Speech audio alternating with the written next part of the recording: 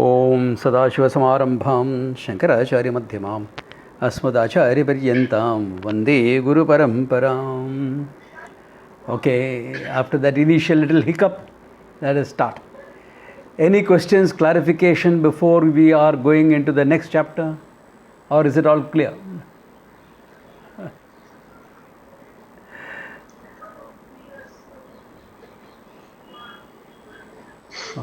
11th chapter, no doubts, no questions. Okay.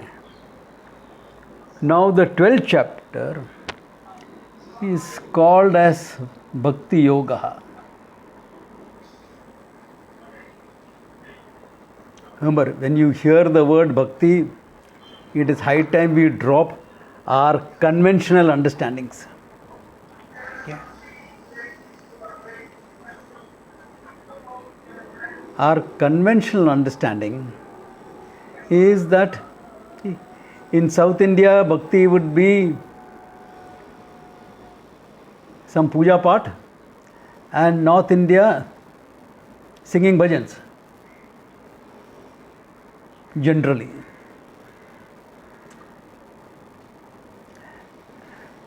And the bhajans are not joyful bhajans, okay? Most of the bhakti bhajans are Rona Dhona bhajans. They drag it out, elongate it, and oh my God. Anyway.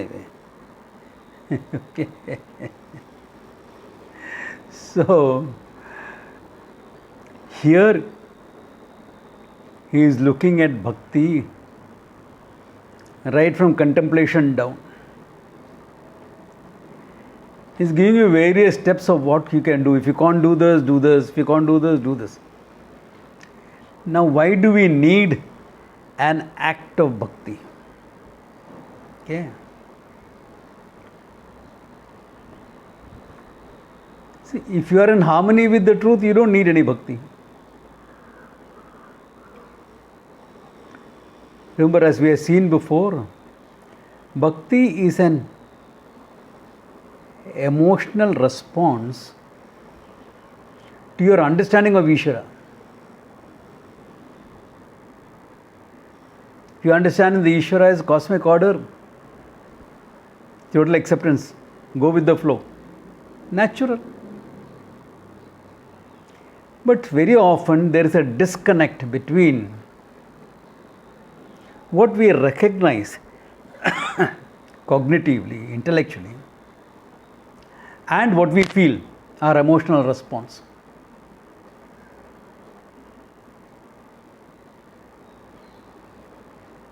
Therefore, an act of bhakti is meant to bridge this gap between my cognitive or intellectual understanding of what is Ishvara and my emotional response. Because remember, there is always an emotional response to anything you understand. Yeah.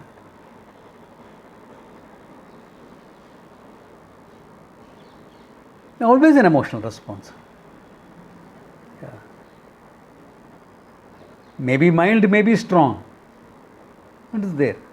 And sometimes actions which are associated with bhakti help you bring out their emotional response if it is not there. Like, you meet somebody, a new guy. Maybe you shared a cab.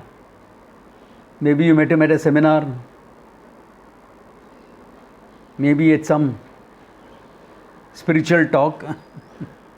Wherever you met somebody, your thinking is, hey, the person will be a nice friend. But you have not become friends yet.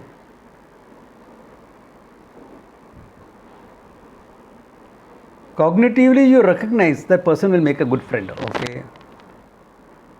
Then how do you become a friend? How does that feelings of friendliness come out on you? How will you in that? You act as though you are friends. You want to get a cup of coffee sometime? Go for a movie. Go for another meet. Some things you do which normally friends will be doing. So when you do what friends generally do, You'll find, hey, you find a friend in the other person and you find a friend in yourself too. Why? Because you did things which are generally associated with friendship. Similarly, acts of bhakti. Our great modern problem is, when I feel like that, I will do that. What is the use of doing something without feeling it?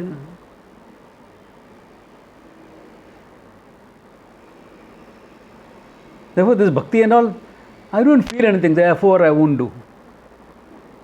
The problem is, you're doing to make you feel it. You're doing it to make you feel, to evoke that feeling out of yourself. Because if you're waiting for a feeling to come on its own and you don't already feel it, you may wait until kingdom come. You wait until the end of the world. You'll not feel anything. Yeah. That's how it is. Yeah. It's like another thing. Arranged marriage, a couple got married. Many of the older people here, it was arranged marriage.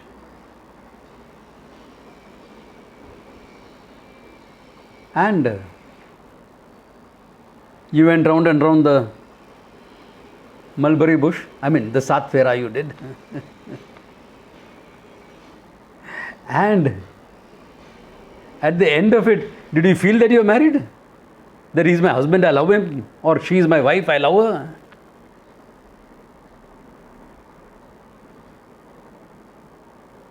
Hindi films make a big Suhagrat scene. But in an arranged marriage, that happens later.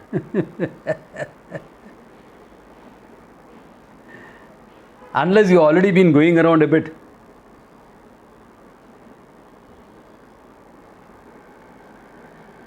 And in India, it's a bit of an issue, you know.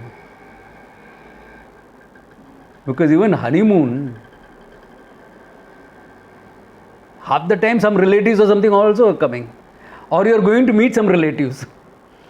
Or you are going to some temple, which is good. Go to a temple, get the grace of the Lord before you start your married life. It requires all grace. To make it work, it requires all grace.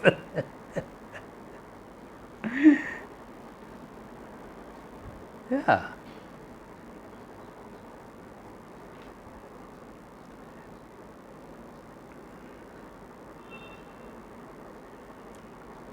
So, then what happens? You start behaving with each other, doing acts of love. Give small gifts to each other, bring some flowers. Things like that, which generally people in love will do. Hold hands.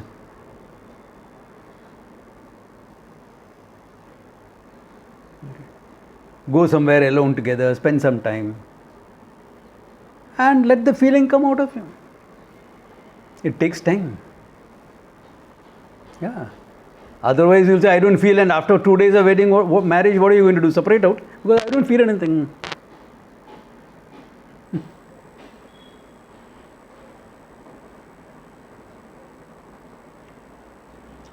So, all these acts of bhakti are meant to get that out of you. Okay? And in the 12th chapter, he talks about devotion in broad two categories. One, contemplation on the absolute. Second, worship.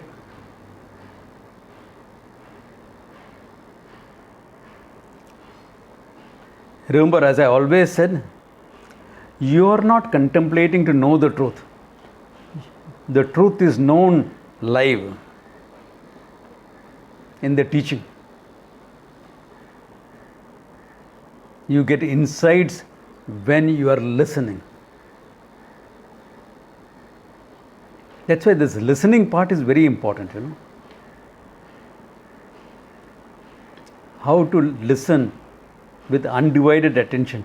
It is difficult when you are at home, I know that. Too many interruptions. Too many interruptions. Yeah. Unless you are staying alone. Even then there can be some interruptions. Like today I have forgotten to put my intercom off. So if somebody comes up, there will be a disturbance. I will ignore it, that's a different thing. So these type of things happen. So contemplation is not to know the truth. Once you know the truth in Shravanam, when you are listening to the truth, you make it your own through contemplation. Why do you need to make it your own? Because lifetime after lifetime, we have lived as though I am a body, etc. So since many lifetimes we have lived like that, the tendency, the habit to live like that continues. The samskaras, you can call it samskaras, you can call it runanubandham, you can call it whatever you want. Habitual patterns of thinking to function as though you are the body. Okay. So to break that, you need to own up the truth. That breaking that pattern is done through contemplation. Okay. And worship, contemplation, worship, everything, 24/7, okay? 24/7. Yeah. It's because the knowledge has to be part of your own. Worship that bhakti. Why worship 24/7? Because that prayerful attitude, that bhakti attitude should be constant in your life. No?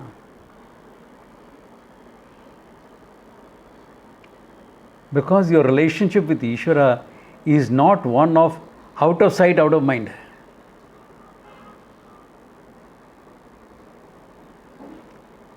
It's something like this. When do you think of your child? Right now, when I mentioned it. A minute before that, you are not thinking of your child. When do you think of your parent? When I mentioned. Or when you see the person in front of you. Okay. When do you remember you are married?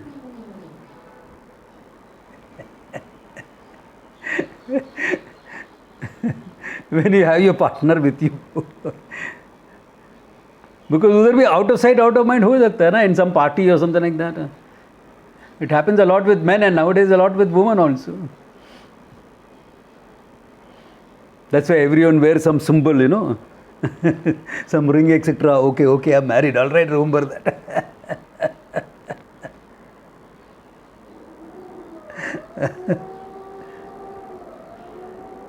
Because there are things that can make you forget. But how can you forget your relationship with Ishvara? That is constant. Why? Your relationship with Ishvara is what? Minimum creator created. Na? Is Ishvara the Lord of everything? You are a finite entity created. Minimum this much. So when you are relating to your partner, it is the same thing. He also has that fundamental relationship, creator and created. You also have the same thing. Therefore, can that creator relationship change because relationships change? Look at it. When you look at your child, you become parent. When you look at your parent, you become child. But can creator relationship be like that? Huh? That's always there. That is always there. Yeah. It's fundamental. Whether you're relating to your parent, your child, your husband, your lover, your wife, your friend, your buddy, your employer, employee, whatever relationship it is, creator-created relationship is a constant. Can never become out of sight, out of mind.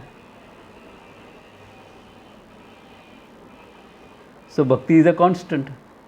That attitude, that prayerfulness, that recognition that comes in and through all your activities. Otherwise, we are spasmodic bhaktas. Bhakti comes in spasms. When we are in trouble, oh Lord, pai mam, trai mam, save me from this mess of my own creation. Oh Lord, give me this, give me that. When you want something. It comes in spasms, like a backache. Sometimes it comes in spasms. Okay. I relax a bit. It's gone. So similarly, bhakti also comes like that. It has to be constant in my life. Lord is never out of sight, out of mind.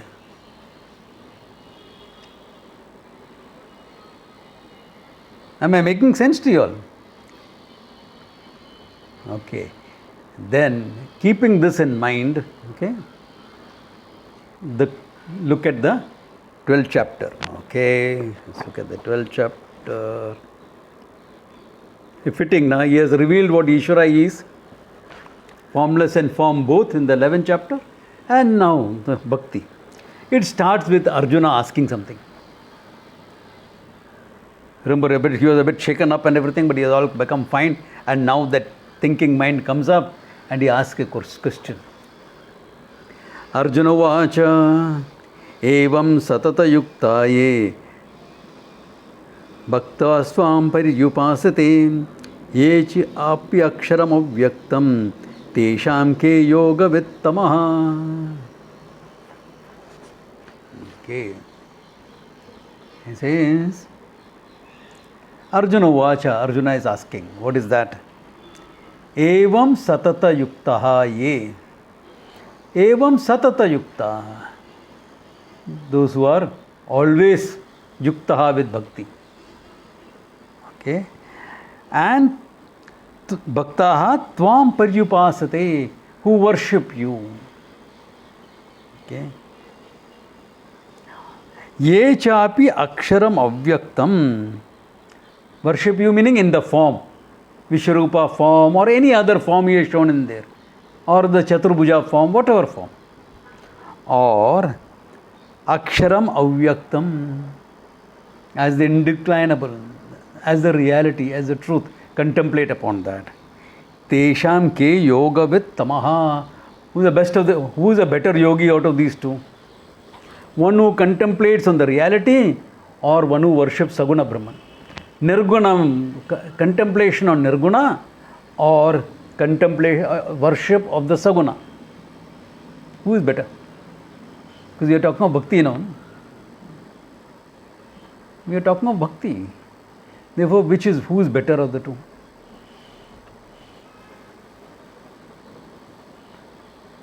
First of all, they are not the same for comparison. Number one, there is a lacuna in the question. Because you can compare two equal things or two similars. They are not exactly similars. Number two, what is your final goal? To know the truth and make it a fact of your life. Okay? So keeping that in mind is Krishna's answer. Okay? Question is very straightforward. निधि ध्यासनम करो या भजन गाओ, क्या करूं मैं? Straight, simple. But it is not something which is mutually exclusive.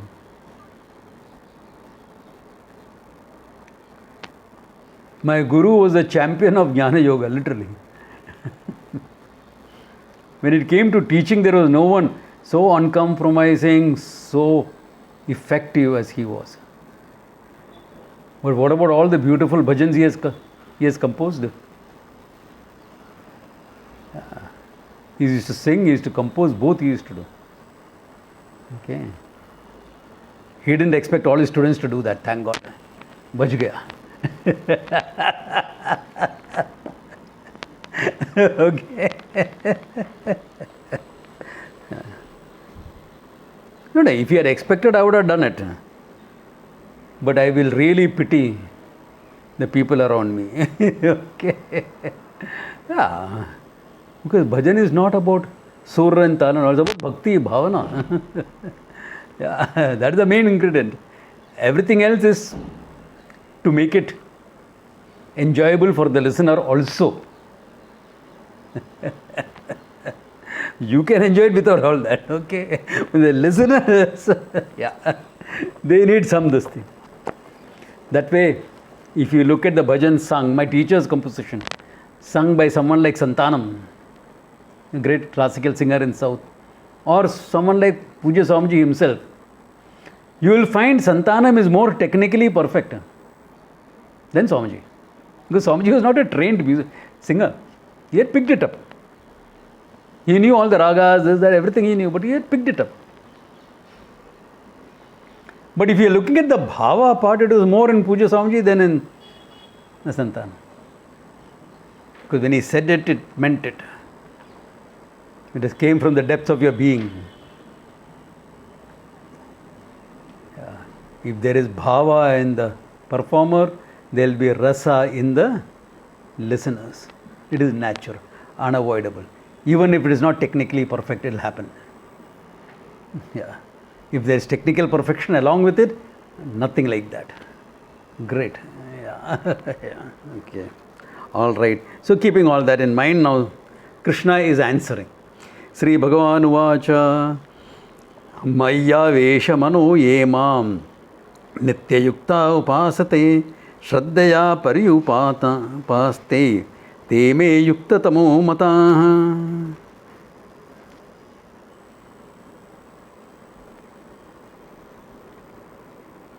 All right, here it is.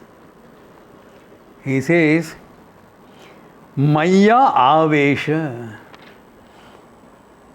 Manaha. With your mind overcome by the knowledge of me. By me meaning, recognize. Hey, your mind is always overcome by consciousness.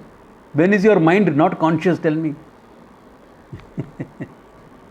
Therefore, mind always has the avesha of consciousness. Have you recognized it is a question?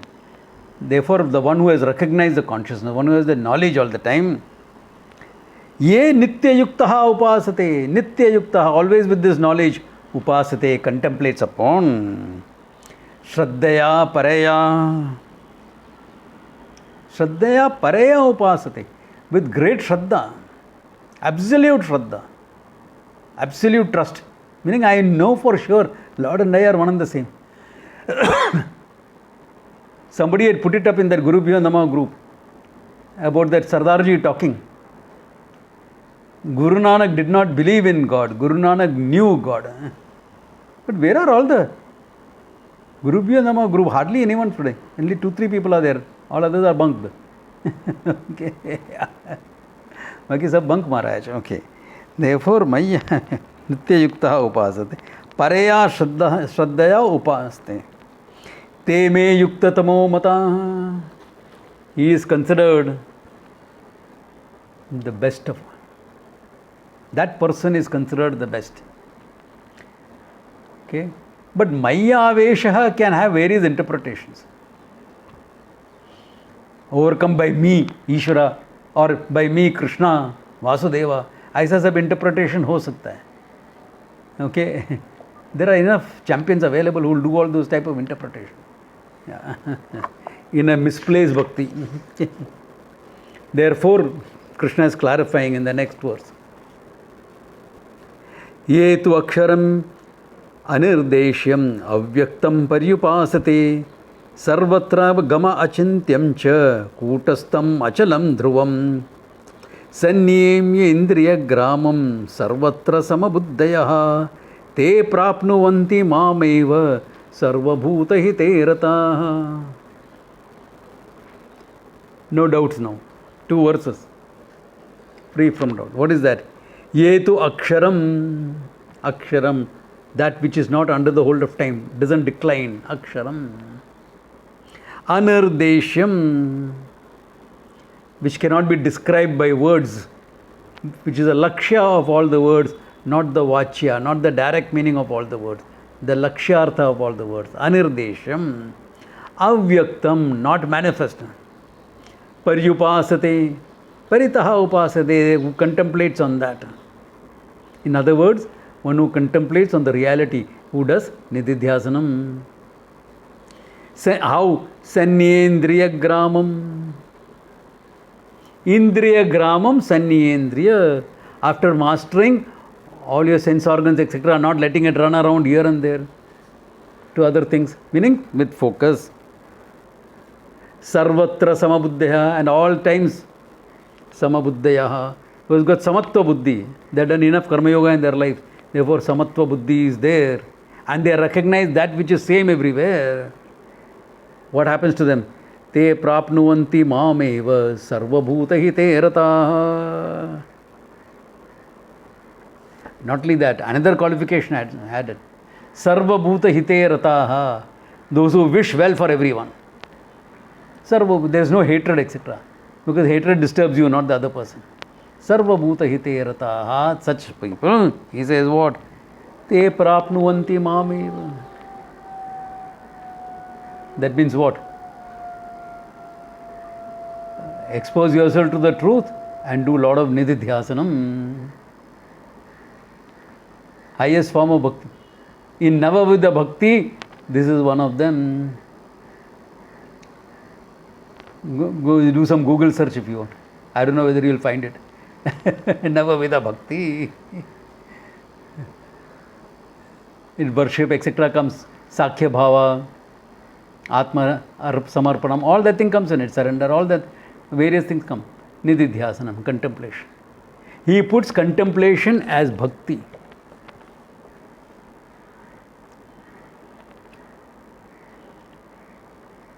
Narada, I think. Narada and Shandilya.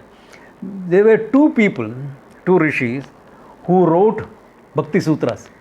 Narada Bhakti Sutras and Shandilya Bhakti Sutras.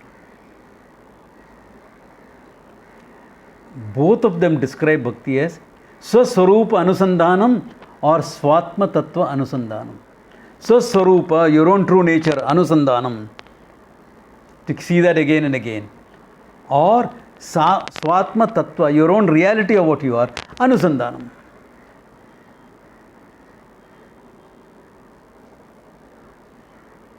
When writing Bhakti Sutras, Narada didn't say go about saying Narayan, Narayan.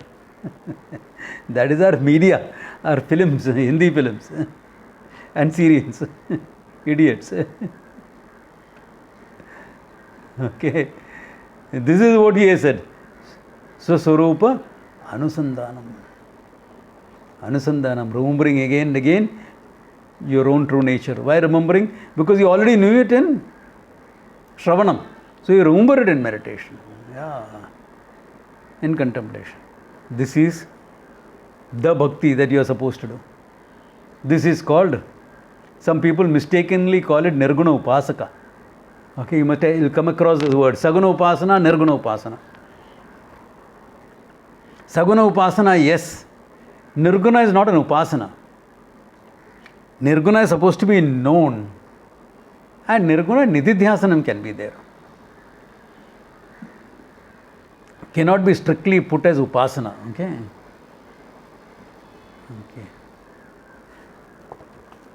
Okay. At this, now, having said this much, he strikes a note of caution. Krishna strikes a note of caution here. You want to straight away jump into Nididhyasanam? ठीक है, try कर लो, अच्छा हो जाएगा. But don't tell me you are not warned.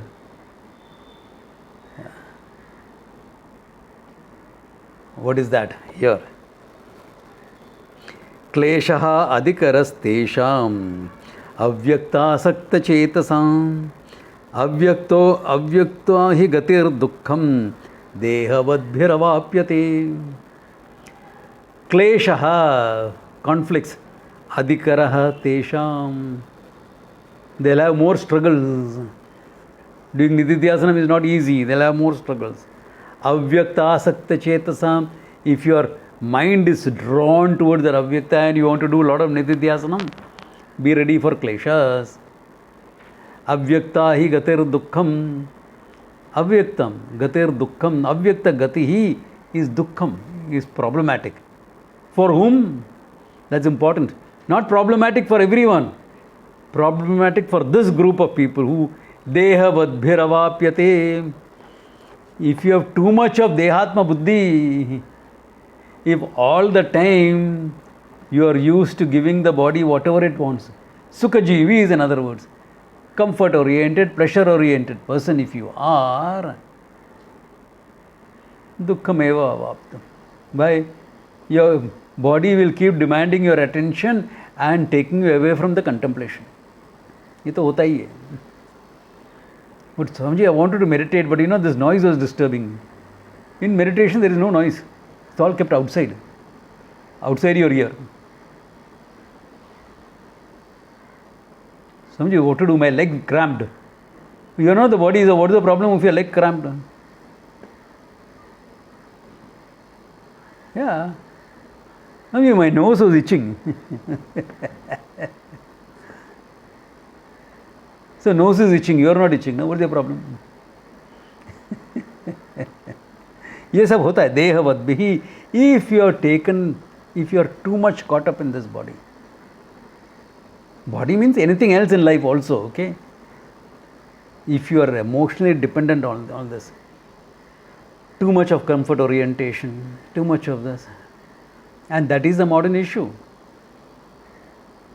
Too comfort oriented. There was a time when ACs were considered luxury. Nowadays, are they really luxury?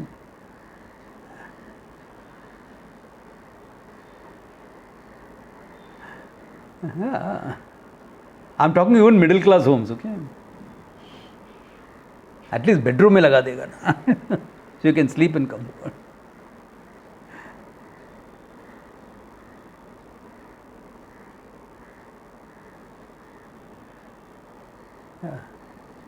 Too much demanding. अरे भूख लग रहा है यार. Wait for half an hour. Lunch is getting ready. Half an hour. I have to eat something now. It's called odd time needs. There is advertisements like that also. अरे आधा घंटा में, half an hour you can't put up with that hunger, empty feeling in your stomach. How are you going to fast the whole day?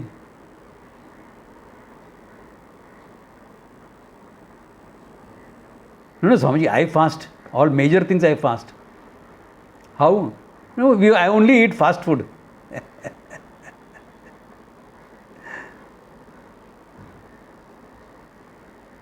From sabudana vada, batata fry, kachori, this, that. A huge list of food. What I am trying to say is, this is what you mean by dehavadbhihi. Too much. Yeah. Too much of it. How are you ever going to spend your time in contemplation when your body is demanding so much out of you?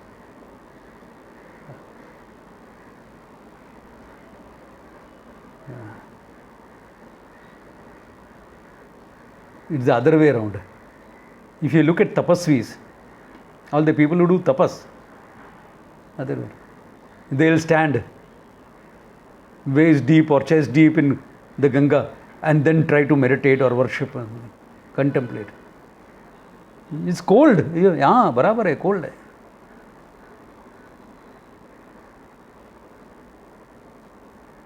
I remember in my early days when I first went to Rishikesh, we found this man standing in the water and doing his japa, and he was shivering away. So a friend of mine, I didn't have a shawl. I didn't, okay. First year in Rishikesh, I didn't have a shawl. I just had a cotton jacket, that's all. Only cotton, not woolen. But managed. So this friend of mine had a shawl. He said, poor, and he's a very caring person. Okay. He said, he took out his shawl and got into the water to put it on this old man, so that at least he can do his japa comfortably. And the old man shook his head, no, no. He didn't want it. He was tapasvi, he was doing the tapas. He wanted that cold. He wanted to be cold and see how his focus is.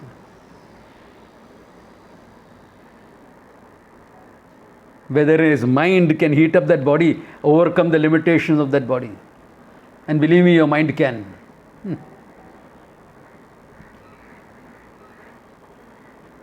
Samji, I can't believe all that. Go do some Wim Hof breathing. It's all available on that YouTube.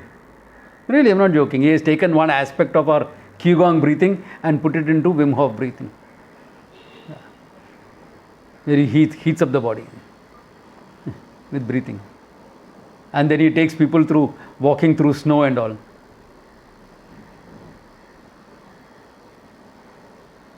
इसमें क्या बड़ा बात है? What I am trying to say is, tapasvis will be able to meditate anywhere. That's what I used to say is, get out of your comfort zone. If you are too comfort oriented, see, you can enjoy the comforts. You come from a background where comforts are available for you. Enjoy them. I am not saying no. I am not anti-comfort. I am against that comfort orientation. It's a huge difference between the two. So how do you know you're comfort oriented or not? Like, how do you know? You enjoy your morning cup of tea. How do you know you are dependent on that or not? How do you know? Few days go without tea, na? Delay it by a couple of hours and see how you feel. If you're okay, then you're not dependent. How else will you know?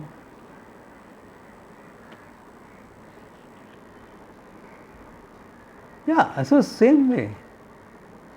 Same way. Once in a way, do there and see whether you will. If it has become a conditioning, then do without it for a few days and get back into it, so that you never into a. That's why in olden days we used to have yatras and things like that, where everything is broken, no? You're not sleeping on your bed, you are sleeping in some chatralaya, this, that, etc. No? You're not eating the food you're used to. All your daily regimen has gone for a toss. Yeah. Everything has gone for a toss. You're going with the flow, what is there? You're going with the flow of what is there. Therefore, that is deliberately, it was deliberately done so that you will not be comfort oriented. Yeah. Even now it works, okay? Go to Kedarnath and come back, it will work. Don't go by helicopter, okay? That won't work. Okay. You're city people, not fit enough. So you can't walk there 18 kilometers. All right, take a mule and go. You think riding a mule for 6 hours is easy? If you're not used to riding? And you get more scared. Why the mule sometimes has a tendency to go to the edge of the road, and you see the sheer drop below. So what I'm trying to say is, do a few things which will break your comfort zone. Like I used to take people to Char Dham, etc., and then go river rafting in Rishikesh and get everyone to jump from the boat into the river. You'll are safe, you're wearing life jacket, everything, but overcome that fear of the water, the cold, etc. You won't drown. We are there to see that. God willing, of course. Until your prarabdha is to drown there, then what can I do about it? That little risk factor is always there. Yeah. What is all this? Not being deha vadbihi. All right, I am not ready for that meditation. What can I do? If I am not ready for that, whether I am a Dehavadvi or not, if I am not yet ready to do only Nididhyasanam, then what can I do? Here, ye tu sarvani karmani mai sanyasya matparaha ananyeneva yogena mam dhyayanta upasate teshamaham samurdharta mrityu samsara sagarat bhavami nachirat partha mayyaveshita chetasam.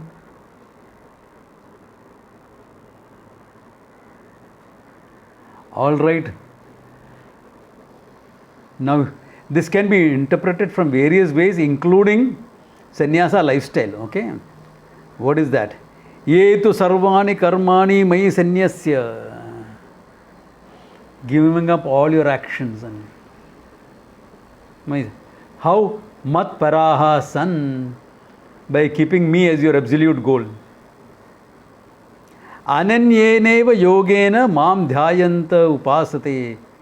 Contemplate on me. This is how to make that kleshaha easier. Contemplate on me. Yeah, do the same contemplation. You feeling distracted by other things, na? Chodo na sab baat.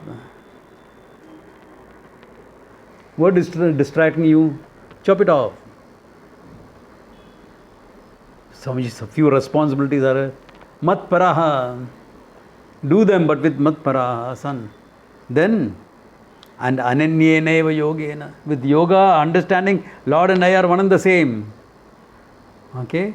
Dhyayanta upasate. Contemplate upon me, worship on me. What happens? Teshamaham samurdharta. I become the one who lifts them up. From where? Mrityu samsara sagara. From this mrityu samsara, this ocean, this samsara sagara, characterized by mrityu, death, meaning change, time bound. Everything goes away from you. Sagarat, bhavami nachirat partha.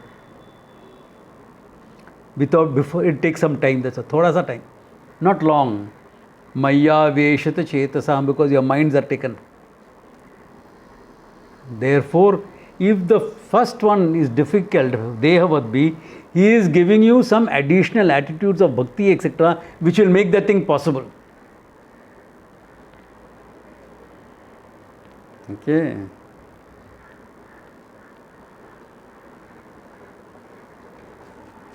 Just helping you to do that Nididhyasana.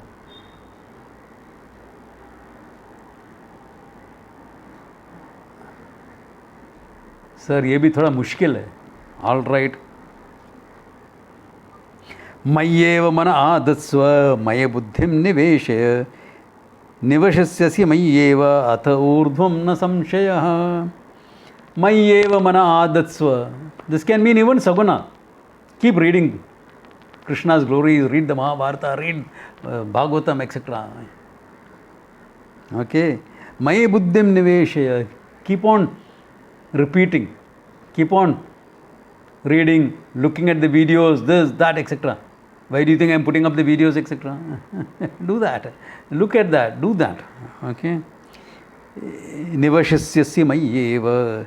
Then your mind will remain in no ata urdhvam na samshaya. Little bit time, there is no doubt about that, and you will come to me.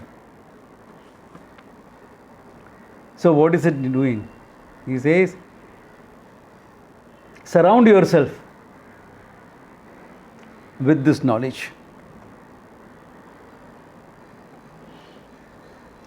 Not that, see, for a sannyasi this becomes very easy. Why? और कुछ काम धंधा नहीं है ना. What does a sannyasi have to do? Like somebody asked me, called me, Swamiji, what did you do today? I said, what did I do? Some energy work, some health related things, and I had read a lot. बस इतना ही और क्या. Swamiji, how many hours you read? I don't remember. When I was not doing anything else, I was reading. And what is the other thing I am doing? Having a bath, having lunch, etc. और क्या? The whole day goes in that only. Yeah, that's sannyasi's lifestyle. You are reading, you are contemplating, you are teaching, you are listening into what others have to say about these things. Sometimes you find some good ones, sometimes, most often, you find some idiots who say all these things, but whatever, you see all that. What's current in society?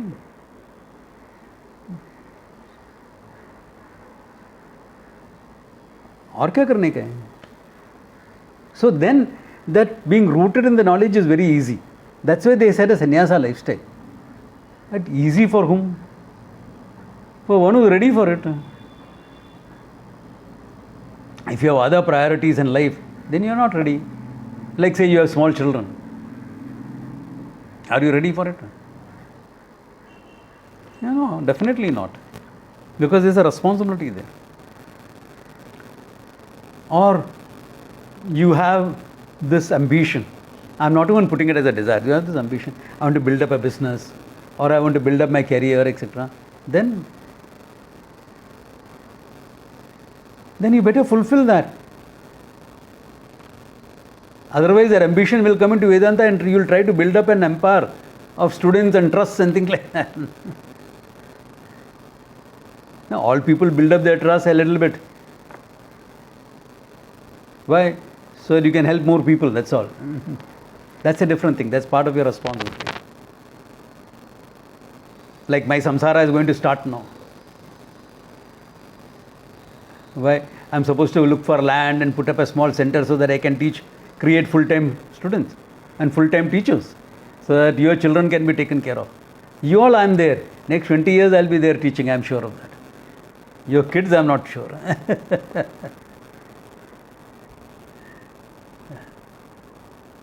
So, and I'm not going to come back, okay? Or come in a spirit form to teach. ये सब नहीं है, गया बस. One with consciousness, that's it. But I'll leave students behind, who are teachers themselves now. That's a different thing. Yeah. I've already created a couple of teachers. Yeah, but more. You need to more. Yeah. So, that's all. Nothing else. Even look at it, all those activities are all centered around the truth. But for a householder, that's a bit difficult. It's a bit difficult to do because you have other responsibilities in life. Unless you are a retired person, okay? What does a retired person have to do? Don't become unpaid maids and babysitters for your children, okay? No, don't do that. I mean, you enjoy your grandkids, you will spend time with them and you will inspire them, all that is good. And that is necessary because spiritual and religious influence are put by grandparents into children more than the parents. So that much you can do. But your life is not supposed to center around. You brought up your children, let your children bring up their children. You give a helping hand. That's it.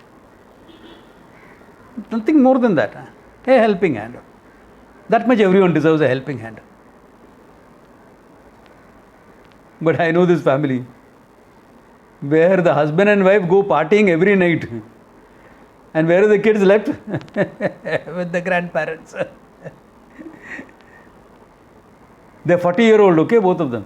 They're 40-year-old and you're partying every night. I can understand a couple of times a week. I'm sure even if I ask Gunjan here, she's one of the youngest here in this group. She doesn't party every night. Do you, Gunjan? Not every night. Yeah. I hope you party some nights at least. Because if you don't, there is something wrong, okay? Party meaning go out with your husband, this, that, etc. Yeah, part of the game. Has to be done. Yeah, has to be done. Guilt free. Tell them my guru ne bola hai. Yeah. That's a relieving song. Yeah. What I'm trying to say is, even for a householder, there is a chance to spend a lot of time with this. Make contemplation, etc., part of your regular life. I'm not talking of 3-4 hours, I'm talking of 20 minutes. 20 minutes. That is possible. Yeah, that's possible. Swamiji, correct. Tomorrow onwards, I'll get up at Brahma Muhurta and do it. Forget it, nahi hone wala hai. You make it part of your routine. After your first cup of tea, you will do it. For example, it works. It can work because it becomes part of your routine.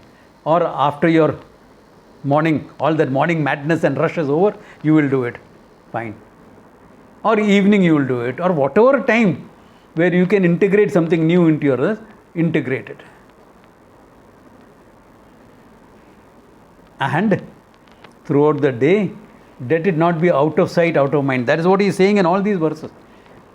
Because, contemplation can also be part of, not exactly a discussion, contemplation, but it can support your contemplation to discuss with friends, etc., provided they are interested in it. Okay? Don't waste your time discussing with somebody who is not interested in it. No. Interested in it. Otherwise, you lose what few friends you have. They'll also run away. क्या पागल है अपनों सिर खाता है ये सब बोल के. Don't discuss this at a party. Not the right time for it. Party, have your fun. Be spiritual the other way around. Literally spiritual. Okay. A party is not meant to discuss Vedanta. Unless it so happens that you are gathered for dinner with a few friends and all of them are interested in knowing. That sometimes happens to me. Even when I am going with friends, not necessarily students. I have friends as well, who don't relate to me as a teacher. They relate to me as a friend, which is good. Why? Because they keep me grounded on them, that I can relate to people who are different. So then sometimes it happens when you go, then they start the topic. I generally try to sort of remain a little distance from that discussion, but sometimes I do get called in, and then I will discuss about it. But we remember, when you are doing these discussions with friends, etc., please do not pontificate. Worst thing to do. I do not pontificate. I am qualified to do it, but I don't do it. Nobody likes someone who does that. Take an authoritative stance and say, hey, you better listen to me. Never do that. With friends. With my students, I may do that. I never will do that with friends. Because you are not meant to do that. So, keeping these things in mind, discuss with friends, it's not an issue. If the topic comes up, let them bring up the topic. Why? Because there is a certain sacredness about this knowledge. In olden days, this knowledge was not given unless it was asked for. They consider, not because it was secret or anything, they considered it sacred. Only if you want it badly will you get it. Nowadays, the ignorance is so much that if you are waiting for somebody to ask, it will never happen. Therefore, you create situations. It is there in olden times also, like how Shvetaketu's father created a situation for the youngster to ask a question. Similarly, here you will create a situation. Vedic Wisdom Festival. I hope all of you are registered for it. Yeah. So, you will create a situation. Your registration is complete only when you do the 3 pages, okay? Not with the first 1 page. Some of you are registered with the first page and think you are registered. It has not gone through. Complete the process. Okay. So, like that. Why am I doing this headache here? Vedic Wisdom Festival bolke. I have to raise the funds for it, find the speakers for it, karke. Bas chupchap sikhao na to those who come. No, this is an act of reaching out. That people who want to study will know, arey, this wisdom is there which is multi-dimensional. Let us pick up what we want and take it. Yeah, this time also we are having Ayurveda. We are having Kalari, the ancient Indian martial art, the mother of all martial arts. All that we are included into it. Why? Because it's all part of our Vedic heritage, our wisdom. an understanding of temple architecture, structure, etc., historical perspectives.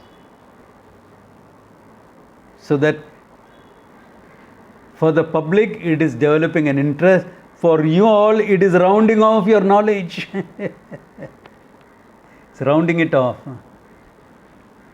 Okay, so all this becomes part of your contemplative life. All this becomes part of your contemplative life. All right. Then, if I am not able to do that, then what to do? Supposing I am not able to do any of these, up to now, whatever you have said, nahi hota hai mere se. Then what do you do? That he is saying in the next 3-4 verses. Okay? There he goes step by step. If you can't do this, do this. If you can't do this, do this. If you can't do this, do this. And if you can't do the last step, Swami Chinmayanji would say, you know what he would say? There is a field of grass. Go.